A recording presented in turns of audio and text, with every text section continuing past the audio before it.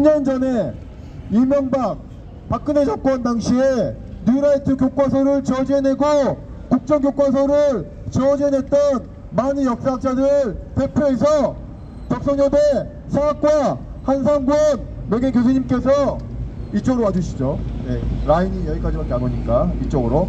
한상권 교수님께서 몇 년 전에 은퇴하셔가지고 이제 좀 연구실에서 좀 편히 본인 연구를 하나 싶었더니만 다시 이 연구자들을 커리어 연구자로 내몰고 있습니다.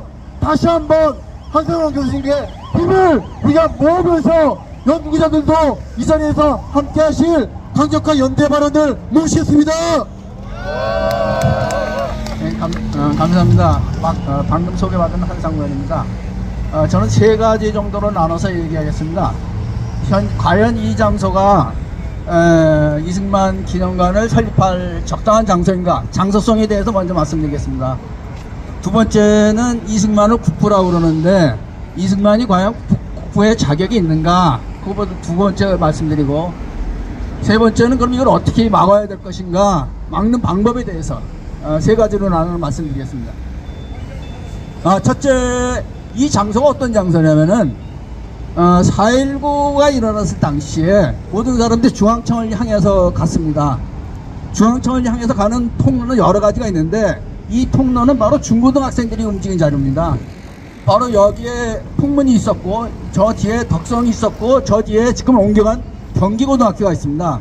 경기고등학교에서 4명의 고등학생이 죽고, 덕성에서 2명의 여학생이 죽고, 그런 겁니다. 지금 우리가 흔히 4.19를 대학생과 지식인 중심으로 이해하는데 그거는 왜곡입니다. 우선 대학생들은 4.19에 언제 참여했냐면 처음 참여한 게 4월 4일입니다. 중고등학생이 2월 28일 날 시작해갖고 3.15 4.19 이르까지 제일 먼저 참여한 것은 중고등학생입니다. 그리고 가장 오래 싸운 것도 중고등학생입니다. 그리고 가장 많이 희생당한 사람도 중고등학생입니다. 4.19에 현재 186명이 사망자로 공식 기록이 되어 있는데 그 중에서 일반인이 107명이 죽고 그 중에 79명이 중고등학생과 대학생입니다. 그 중에 다시 둘로 나눠보면 대학생이 24명이 사망을 했습니다. 반면에 중고등학생이 49명이 죽었습니다. 3명은 초등학생입니다.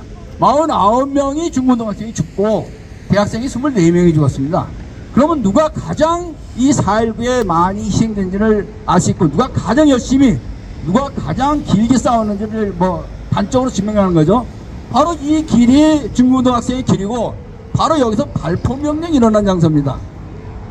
발포명령이 일어난 장소, 그 장소에 기념비를 세우겠다는 것은, 기념관을 세우겠다는 것은 비유를 들자면 광주 금남로에 전두환 기념관을 세우겠다는 것과 똑같습니다. 이게 가능합니까? 이 정도는 절대 있을 수가 없는 장소입니다. 중고등학생의 피가 그 발포명령이 있었을 때 일반적으로 경영원들이 발포를 할 때는 일반적으로 공포탄을 쏘거나 아니면은 공중사격을 합니다. 근데 당시에 4.19의 희생자들을 보면 모두 가슴과 머리에 사망을 했습니다. 총탄을 맞고 사망했습니다. 그건 뭡니까? 조준사격을 했다는 얘기고 수평사격을 했다는 얘기입니다.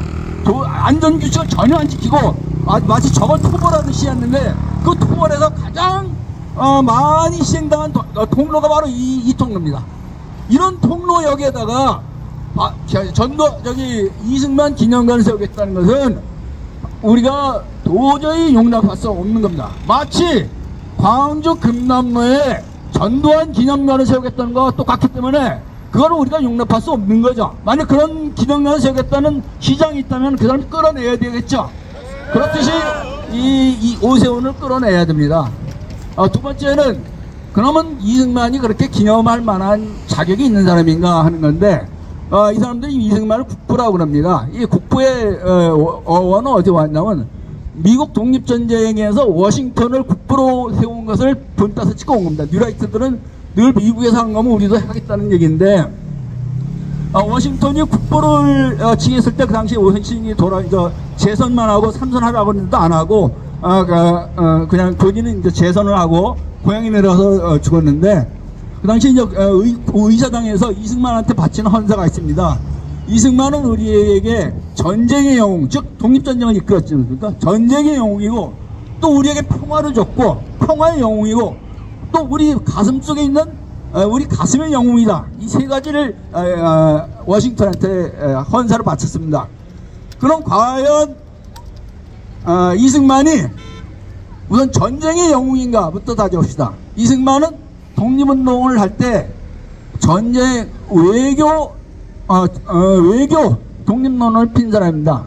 독립전쟁을 절대 하면 안 된다. 독립전쟁을 하는 것은 희생만 따른다. 이렇게 한 사람입니다. 그래갖고 나중에 윤봉길 의사가 폭탄을 던졌을 때 거기서 비아냥 거렸습니다. 괜히 희생만 따르는 무모한 짓을 했다. 그렇게 해서 독립하면 안 된다. 즉 독립전쟁론을 가장 앞서서 막고 반대하면서 외교를 통해서 독립을 해야 된다. 이런 생각을 합니다. 따라서 이승만은 우리의 독립전쟁의 영웅이 될 수 없습니다. 그러니까 워싱턴하고 비교를 할 수 없는 거죠. 두 번째, 이승만은 과연 평화의 그러면은 영웅인가? 이승만이 한 게 북중통일입니다. 끝까지 전쟁을 해갖고 우리 동포를 막아야 된다. 그래갖고 통일해야 된다. 그러니까 무력 통일론을 펴는 사람입니다. 지금 우리 헌법의 정치는 평화 통일입니다. 우리 즉 평화를 사랑하는 사람이 이런 절대 아닙니다. 세 번째, 과연 이 사람은 우리 국민 마음속에 추모의 대상인가? 얼마나 많은 사람을 죽였습니까? 제주부터 시작했고 그 수많은 학살자가 우리한테 평화의 영웅이 될 수 없는 겁니다. 즉 우리가 미국에서 말하는 것처럼 워싱턴처럼 전쟁의 영웅, 그걸 독립전쟁을 했다거나 아니면은 우리 한반도를 평화 통일을 하려고 노력했거나 아니면 많은 사람들의 가슴속에 남아있는 진짜 인권을 보호하고 그러한 민주주의를 실현했다면 우리가 또 모실 수도 있겠죠. 그렇지만 그 사람은 독립전쟁을 반대했고 두 번째는 아까 말씀드린 것처럼 그런 여러 가지 나쁜 짓을 한 사람이기 때문에 우리 마음속에 이승만을 추모하는 사람이 있다면은 그 사람은 좀 조금 이상한 사람이겠죠.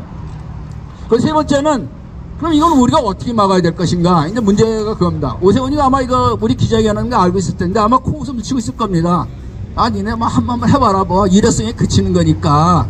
그거 나는 막 오세훈이가 왜 하려고 그러겠어요? 자기가 보수 세력에 보수 세력 결집해갖고 대권 주자가 되려고 하는 겁니다. 그러니까 지금 보니까 이승만 전쟁 영어 보니까 100만 명 모았다. 그럼 이 사람들은 모아갖고 내가 차기 대권 주자가 되겠다. 이게 오세훈의 꿈입니다. 또 의도가 그런 거고 보수 세력 결집령이죠. 따라서 우리는 그것을 격파해야 됩니다. 요새 조국신당에서 말하는 것처럼 3년은 너무 길다는 그런 얘기 했지만 오세훈 임기가 3년이 또 나왔습니다. 3년은 너무 길지 않습니까? 저같이 구호를 했죠. 3년은 너무 길다! 3년은 너무 길다! 따라서 윤석열과 오세훈을 세트로 쫓아내야 되는데 윤석열은 조금 있으면 아마 쫓아낼 것 같고 이제 나온 게 오세훈인데 오세훈을 쫓아내는 방법은 결국은 오세훈이가 지난번에 한번 쫓겨난 게 뭐냐면 무상급식을 반대한다고 해서 쫓겨났습니다. 그거와 마찬가지로 우선 저희 오늘 저 플래카드 보니까 반대한다고 그랬는데 반대한다는 건 우리 절실함을 안 담은 것 같아요. 반대한다는 것 같고 되겠습니까? 이 사람이 반대한다고 눈 하나 깜짝하지 않을 것 같아서 저는 그걸 제안합니다. 우리 오늘 모든 모임원들이 우선 기념관 만대는 물론이고 오세훈 퇴진 100만인 서명운동에 도입되길 바랍니다.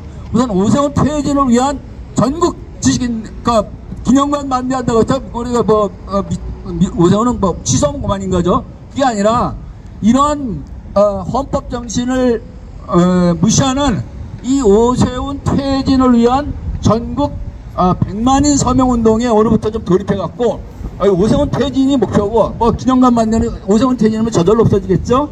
그런 운동을 오늘부터 벌여갖고 본격적으로 오세훈이 내가 이걸 하면은 나는 그나마 남은 임기도 못 채우겠구나 해갖고 스스로 자기가 그걸 취소하든지 만드니 그건 오세훈 생각이고 우리는 이 오세훈을 퇴진시키는 퇴진 운동을 오늘부터 전개하기를 바랍니다. 이상입니다.